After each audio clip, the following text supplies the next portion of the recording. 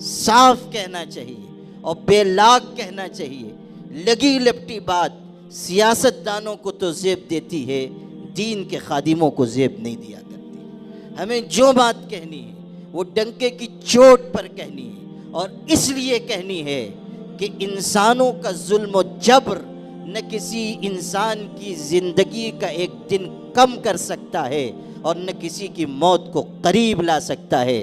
जो रात कब्र में आने वाली है वो ज़िंदगी में कभी नहीं आ सकती। जो वक्त तय हो चुका, जिस वक्त दुनिया से जाना है, जो वक्त हमारे लिए दुनिया के अलविदा कहने का है, उसे न कोई करीब ला सकता है न कोई उसे दूर ले जा सकता है। अल्लाह की तरफ से वक्त हयात का भी और ममात का भी मुतय्यन है, और अहले इल्म की जिम्मेदारी है लतुबय्यिनुन्नहु लिन्नासि वला तक्तुमूना, हक़ का इजहार करो, छुपा कर न रखो, बात साफ करो।